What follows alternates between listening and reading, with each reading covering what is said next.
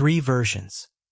Three separate documents, each bearing the official seal of Queen Elizabeth Hospital, each dated July 21, 1973, each describing the findings of the autopsy performed on the body of Bruce Lee the previous evening. Three versions. And not one of them identical to the others. The first version, the original, completed in the hours after the examination, contains findings that do not appear in the second version. The second version contains a revised conclusion that does not appear in the third. The third version is the one that was submitted to the coroner's inquest. The third version is the one that has been quoted in every official and semi-official account of Bruce Lee's death for 50 years. The first version has been seen by 4 people. The nurse who wrote it down by hand before it was altered. Her daughter, who received it in 2003.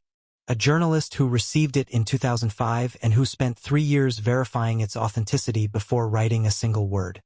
And a forensic pathologist who was shown it in 2008 and who said, in the account the journalist eventually published, that the differences between the original and the final submitted version were not the kind of differences that result from correction or clarification.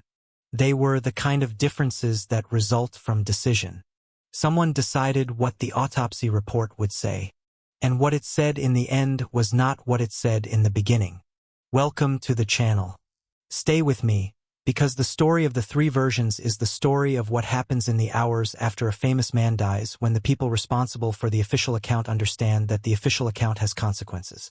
That what is written down will shape what is believed. That what is believed will shape what is investigated. That what is investigated will determine what is known. And that the distance between what actually happened to Bruce Lee on the evening of July 20th, 1973, and what the world has been told happened, may be measured in the distance between the first version of that autopsy report and the third. Hong Kong. July 21, 1973. The examination begins at approximately 2 in the morning. Bruce Lee has been dead for less than 3 hours. The pathologist assigned to the case is experienced. A senior figure in the hospital's forensic department who has conducted hundreds of similar examinations over a 20-year career. He is assisted by 2 nurses, one of whom is a woman named Margaret Woo, 31 years old, who has been working in the department for 4 years. Margaret Woo has assisted at autopsies before. She has not assisted at one like this. Not because of the medical complexity. The procedure itself is standard, the findings emerging in the orderly sequence that careful examination produces. But because of the atmosphere in the room. She will describe this atmosphere, 30 years later, to her daughter, in the conversation that precedes her handing over the folded piece of paper she has been keeping since that night. She says, "There were people in the building who should not have been in the building at 2 in the morning. Not in the examination room, in the building. In the corridor outside. In the administrative offices that should have been empty at that hour. People whose presence she noticed because her route to and from the examination room took her past them, and because they did not look like medical staff or family members or any of the categories of person whose presence in a hospital at 2 in the morning would have been unremarkable. They looked like they were waiting for something. She understood, in the course of the examination, what they were waiting for.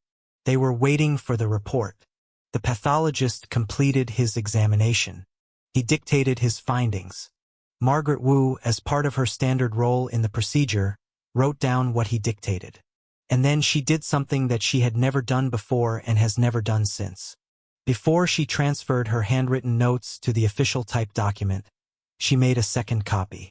She took a piece of paper. She wrote down what the pathologist had dictated, word for word. She folded it. She put it in the pocket of her uniform. She finished the official documentation. She went home. She put the folded piece of paper in a book on her shelf. She did not touch it for 30 years. If you love Bruce Lee stories, like this video and subscribe. New stories every single day. The first version of the autopsy report was completed by 6 in the morning on July 21st. By 9 in the morning, it had been reviewed by the hospital's administrative director. By 11, it had been rewritten. Margaret Woo was not present for the rewriting. She learned about it the following day, when she returned to work and was told, by a colleague who had been present, that the report had been amended before submission to the coroner's office. She asked what had been amended. Her colleague said, "The conclusion." She asked what the new conclusion said. Her colleague told her. She went to the bathroom. She stood there for a long time. She went back to work. She did not say anything. She knew what was in her book at home. She knew what the original conclusion had been. And she knew that the amended conclusion, the one her colleague had described, the one that would eventually appear in the final submitted version, was different in ways that were not small. Not different in the way of clarification. Not different in the way of additional information changing the picture. Different in the way of a specific finding being absent from the second version that had been present in the first. A finding that, if it had remained in the submitted report, would have changed what the coroner's inquest asked and what it found. She kept the paper in the book. She told no one. The journalist who eventually received the paper is a woman named Christine Lowe. She spent 3 years verifying it before publishing anything. She has described the verification process in an interview given in 2009, the year after her account was finally published in a Hong Kong investigative journal that has since ceased publication. She says, "When Margaret's daughter gave me the paper in 2005, my first response was skepticism. Documents claiming to be hidden evidence of cover-ups in famous cases are not rare. People want to believe in them. People produce them. Verification is the only responsible path." She says, "I spent 3 years on verification because the document deserved 3 years. What I found at the end of those 3 years is that the document is authentic. The handwriting matches samples of Margaret Woo's handwriting from that period that I was able to locate. The medical terminology is consistent with the standards and language of Hong Kong forensic pathology in 1973. The findings it describes are medically coherent, not the invention of someone without medical training," she says. And the specific finding that is absent from the final submitted version, the finding that appears in Margaret's copy but not in the document submitted to the coroner, that finding is consistent with a pattern of physical evidence that several forensic specialists I consulted, without telling them the context, identified as significant. She will not describe the specific finding in detail. She has given one description of its category. She says, "The finding relates to the presence of something in Bruce Lee's system that the final submitted autopsy report does not mention. Not the equigesic. Something else. Something that, if it had appeared in the submitted report, would have required the inquest to ask different questions about where it came from and how it got there." She says, "I am not saying Bruce Lee was murdered. I am saying the autopsy report that was submitted to the coroner was not the autopsy report that was initially completed. And the difference between those two documents is a specific medical finding that someone decided should not appear in the official record." She says, "That is not clarification. That is decision." The forensic pathologist who reviewed Margaret Woo's copy in 2008, a senior academic with 30 years of experience in forensic medicine who has asked to remain anonymous, said in the account Christine Lowe published that the specific finding described in the original is one that would have been, in his professional assessment, material to a complete inquiry. He said, "If this finding was present in the initial examination and absent from the submitted report, the explanation is either error or intention. Error is possible but would need to be explained. Intention is the explanation that the circumstances surrounding the report's revision make more plausible." He said, "I cannot tell you who made the decision. I can tell you that the decision had a consequence. The inquest asked the questions that the submitted report made available to ask. It did not ask the questions that the original findings would have made necessary." He said, "Those questions were never asked." He said, "They have still not been asked. If you love Bruce Lee stories, like this video and subscribe. New stories every single day." Margaret Woo died in 2004, 1 year after giving the folded piece of paper to her daughter.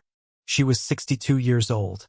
Her daughter, a woman who has requested that her name not be used in any account of this story, described the conversation in which her mother gave her the paper in the account she provided to Christine Lowe. She says, "My mother called me to her house in 2003. She said she had something she had been keeping for 30 years and that she needed to give it to someone before she was gone. She did not know she was dying. The illness was not yet diagnosed. But she said she felt that certain things should not be kept indefinitely. She says, "She gave me the paper. She explained what it was. She told me what the original report had contained and what the final report had not contained. She told me she had kept it because she did not know what to do with it and that she had realized, 30 years later, that not knowing what to do with it was not a sufficient reason to let it disappear."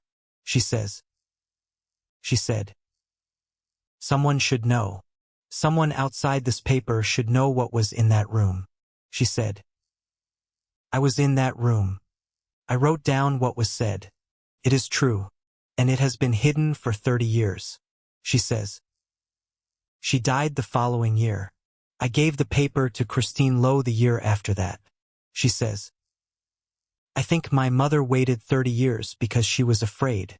I think she gave it to me in 2003 because she had decided that fear was not a sufficient reason to let the truth disappear with her." She says, "She was right.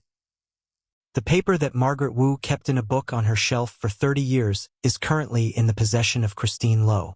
Christine Lowe's account, published in 2008 in a journal that no longer exists, was read by a small number of people. It was not picked up by major publications. It was not investigated by anyone in an official capacity. The specific finding that is absent from the submitted autopsy report has never been the subject of any formal inquiry.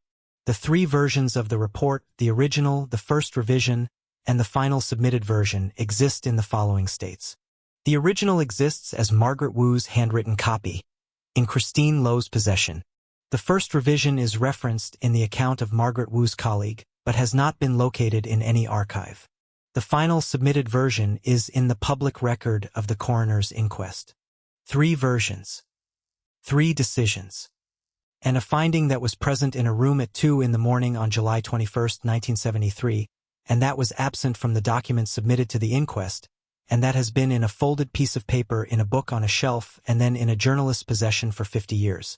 Bruce Lee was 32 years old. The inquest asked the questions that the submitted report made available. It did not ask the questions that the original findings would have made necessary. Those questions have still not been asked. Be water. What is hidden does not disappear. It waits. In a pocket, in a book, in a journalist's files, in the hands of a daughter who understood that her mother was right. Someone should know. Someone outside the paper should know what was in that room. A nurse was in that room. She wrote it down. She kept it for 30 years. Now we know she kept it. Now we know what she kept. The questions still have not been asked. But they should be. If the story moved you, the subscribe button is right there. Turn on notifications. Because the next story involves the man who was in the room when Bruce Lee died, who called a radio station 30 years later and described what happened, and then vanished forever. You are not going to want to miss it. The legend lives on. If you love Bruce Lee stories, like this video and subscribe. New stories every single day.